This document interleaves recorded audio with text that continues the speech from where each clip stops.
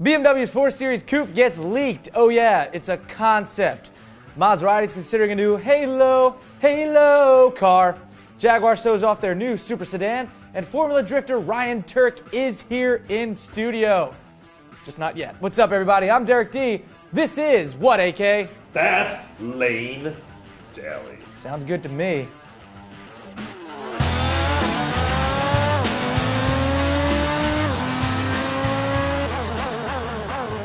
Recently, the 2013 BMW 3 Series sedan was launched, and many are wondering how the Coupe version or 4 Series will turn out. We've had spy shots, but now we have actual images of the concept version of the new 4 Series before it'll debut in Detroit next month. It's longer and wider than its predecessor, and in my opinion, definitely better looking. Even though it's called a concept, let's be honest here, people, that's pretty much the production version. Remember the Grand Coupe concept? Yeah, same deal. Production version a few months later looked pretty much identical to the concept. Who you kidding, BMW? Not me. Not Max or AK or Tom. We're swift to your game. We like it though. Looks good. Maserati has had a few variations from their Gran Turismo sports car since it was introduced, but the Italian automaker hasn't had a new sports car in a while. We know they're working on that new small sedan, the Ghibli, a crossover, the Levante, and even a mid-engine sports car below the Gran Turismo. But these new models aren't enough, apparently, because a report says they're planning a new Halo sports car to slot above the GT with more power and very different styling. It may or may not be based off the Quattroporte chassis. With no more details than that, it's probably safe to assume we are several years away from its reveal. So get excited about it if you want. We saw that badass Jaguar XFR-S at the LA Auto Show. Remember that, Max? Oh, yeah. Max. The blue one.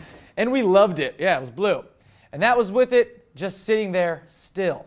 Now, we all can love a little more because we can watch it move and slide around a twisty mountain road with a throaty 560 horsepower V8 soundtrack. Let's just take a look and listen.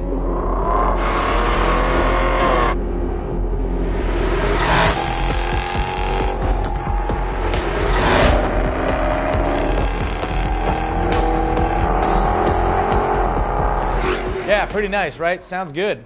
If you guys want to see that entire video, that link is in the description. All right, coming up, pro drifter and host of the ultimate game of drift, Ryan Tuerck. So you're going to want to stick around. We're going to be playing the game of drift. We got all these crazy challenges set up.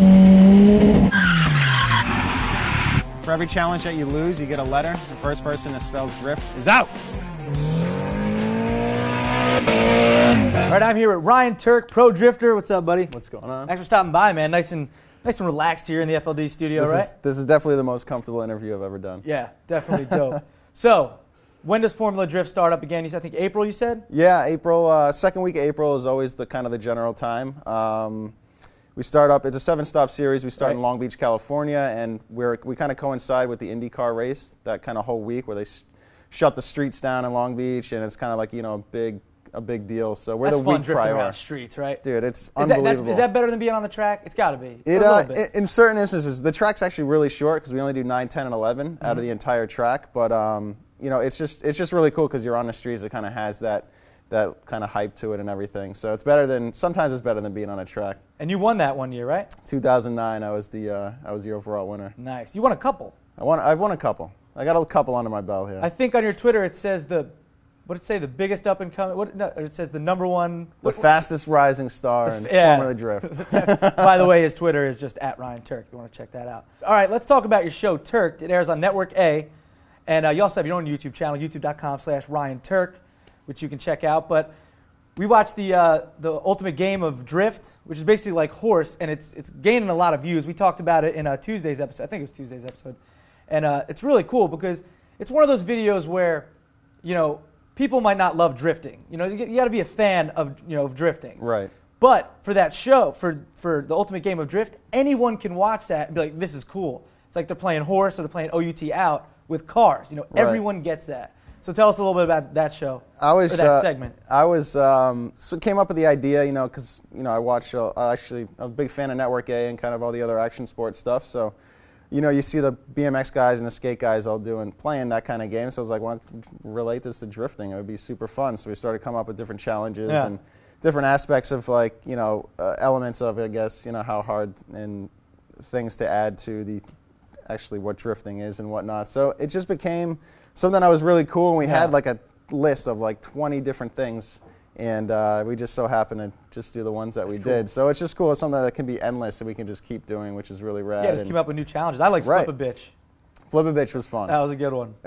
We actually did so poorly. That's like one of the first things you learn in drifting, and we were terrible at it. We did so bad. I noticed one part in that video where Chris Forsberg, you're in the car and you're trying to hit the barrel, right? And where he's standing, if you got squirrely or like let loose or maybe not your car, you were like let off and straightened up, he would have like flew right into him, or the barrel would have just blasted him. Like even if your drift was fine and you hit the barrel, you might have just annihilated his face. This is true. Like we're watching that, I'm like, where the camera is. Well, it was the cameraman / producer who put us in that exact spot. So maybe he was waiting to stand back for some extra carnage. I mean, I guess it would have been some great footage if that happened. Not that we want to see anyone get hurt, but that would have been pretty interesting. I just thought it was funny. It's like he's right in the path of the barrel if it went that way. What are some of the other games that you guys didn't do that you might do in the future? We're talking about like painting a wall. So like strapping like a paintbrush roller, and then just trying to drag a wall and paint the longest line possible. No, that's a good idea. And then just kind of different ideas like that. I want to do something with tying like a sledgehammer or a baseball bat to the back of the car and trying to smash or break as many plates of glass as possible, and just like kind of just cool, funny stuff like that. And then kind of build on what we already have, like the barrel tapping thing. I want to make that into something that's a hell of a lot harder than just being a straight line. Spinning off your bad idea, what if you put a T-ball on a tee, and you drift and try to actually hit the ball? That would be pretty cool. And whoever hits that'd be pretty dope. Yeah, that would build on the kickball idea. Yeah, I think you should throw me in a car and teach me, because I really don't know how to drift. I've done it in a go-kart a little bit, but you know how to do burnouts, right? Yeah. It's half the battle. All right. Well, then maybe Network A and FastLaneDaily, a little cross-mogination. I get in a car and Ryan here teaching me how to drift. Just saying. Anyway, tell us a little more about Tuerck'D. I know that's one of the segments you're going to have on there. You have another one coming up you were talking about before. Tell them it's pretty crazy. Yeah, the next one coming out this coming Wednesday, December 12th. It's called Opposite Controls.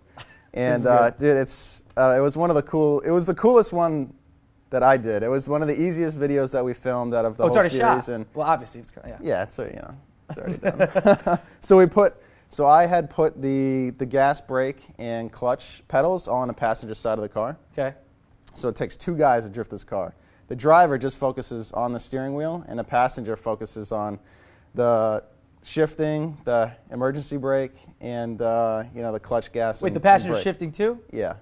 So the driver's only doing steering inputs, and the passenger does everything else. That's nuts. So two guys to drift the whole course. Wait, so was that hard to move the pedals and all that? Well, it's weird because you don't have the being a driver in the driver's seat. You only have the steering wheel, but you're using all these other controls of the car to kind of judge and base like when you're gonna transition and how much throttle you need to give it and wheel speed and all that. So it made it's a hell of a lot harder because you're essentially driving half blind. Were you the driver? I guess we'll find out. But like, I guarantee the driver was actually just by habit like hitting the pedals that weren't there.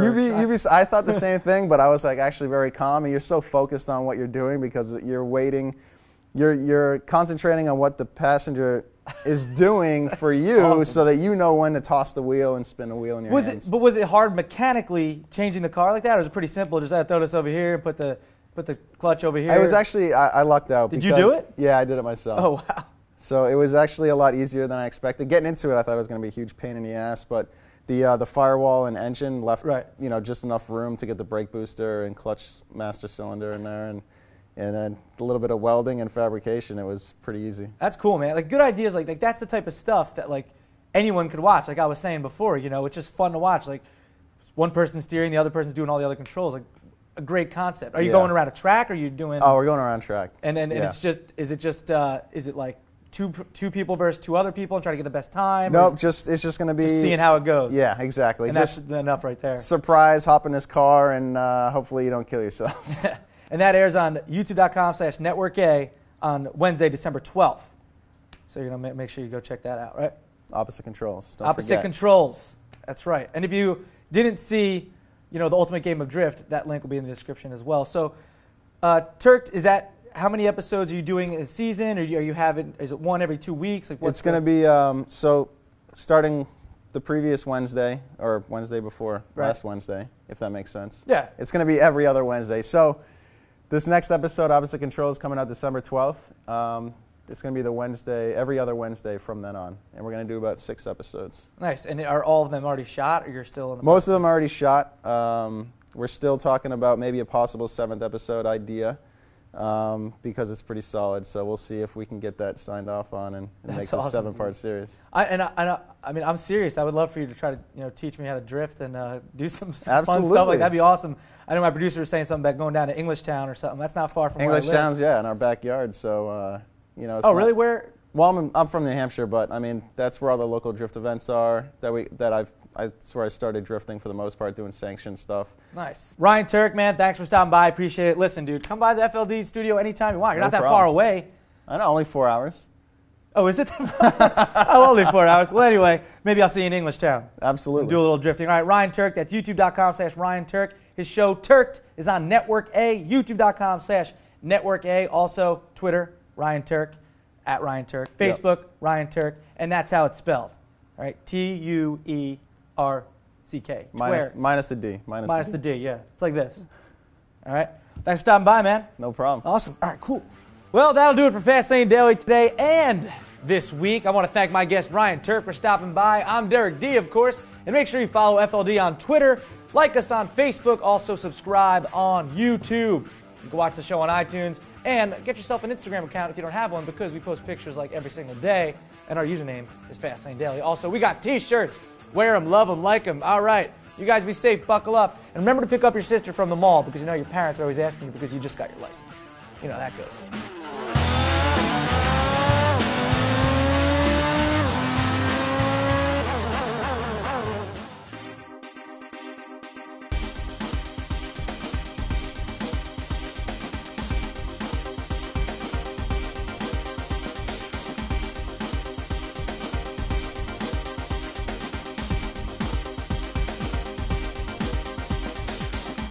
I feel like you should say bounce, then I'll do the boss noise, and then you say Klaus. It's longer and wider than its I kind of...